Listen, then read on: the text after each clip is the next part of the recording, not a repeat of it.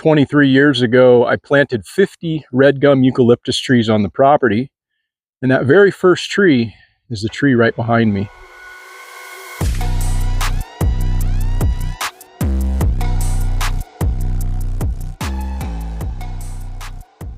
Those 50 trees that I purchased were no bigger than this when I put them in the ground. There's a couple of different methods that I use for starting these trees.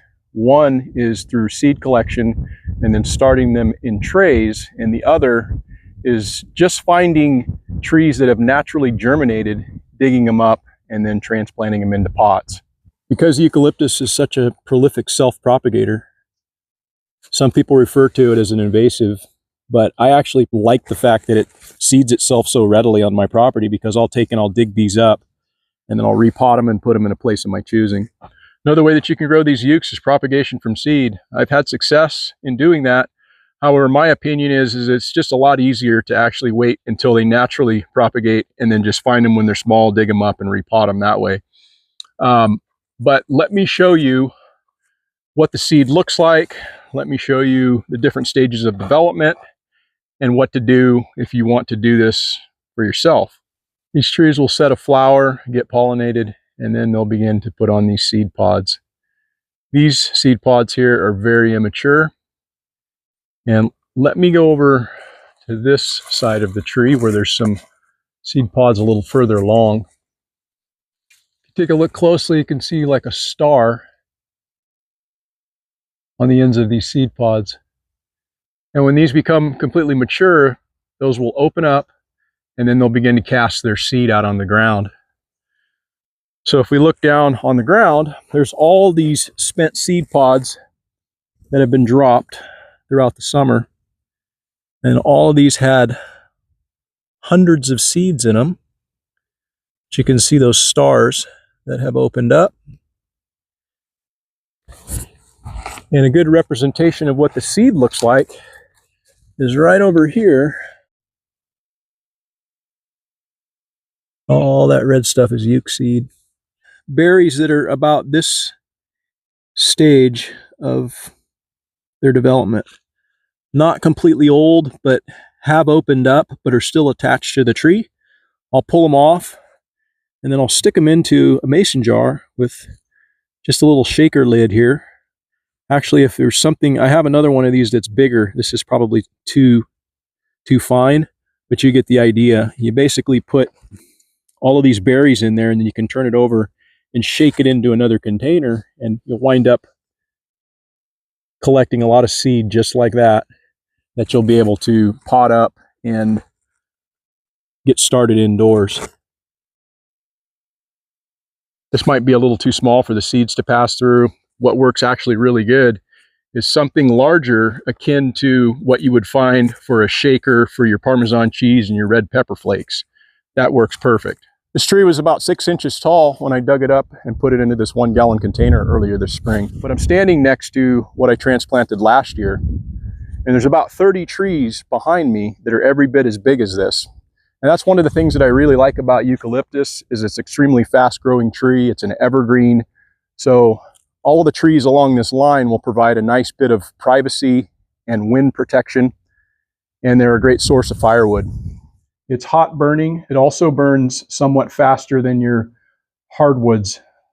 So it works really well as a great companion to a hardwood like oak. The one real downside that I find with it is that its grain is pretty gnarly.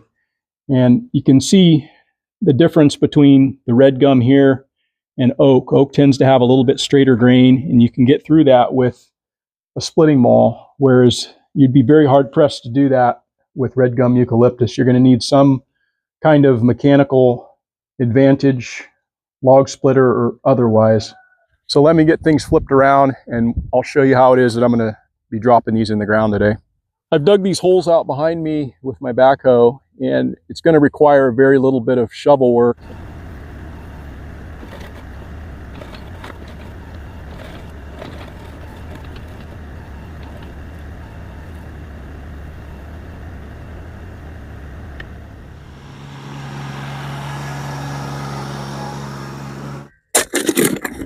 This soil isn't exactly the picture of health. It's pretty dry, compacted, and there's a good number of rocks in here. But these trees will do fantastic in this soil condition. Eucs are pretty hardy at getting themselves established, and they really don't require a tremendous amount of care.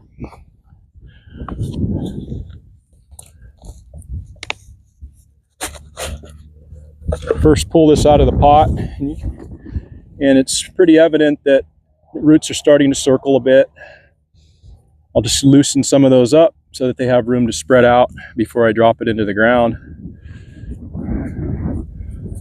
Do that at both the top and the bottom part of this. It's got nice, healthy looking roots. Now this root ball, I'm just going to hold it to the point at which it's level with the top of the tree, and then I'll start to backfill around it.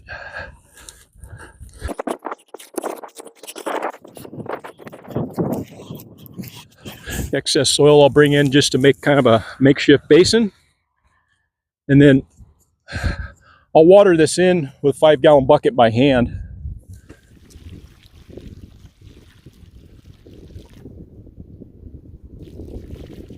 These trees will wind up being on drip line for the first 2 to 3 years, and then after the 3rd year, these won't need any supplementation water-wise, although I'll probably still keep them on and water them through the hard parts of the summer.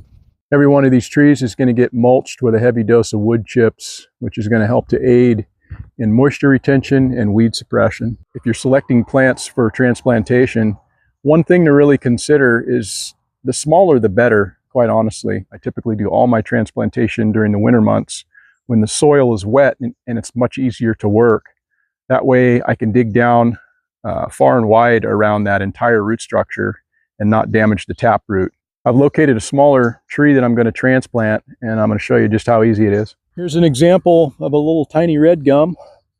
It's about 3 inches tall. And so something like this would be extremely easy to transplant.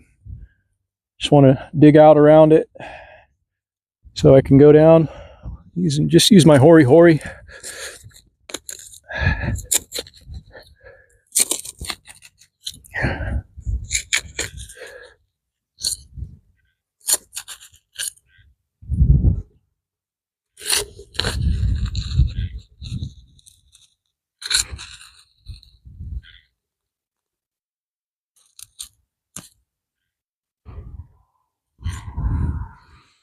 Grab that entire ball out.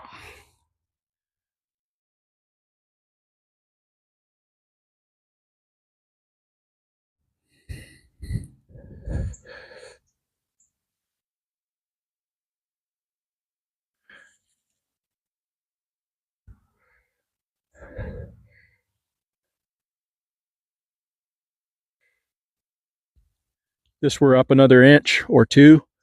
This is definitely shovel, but I can dig this out with a hori-hori.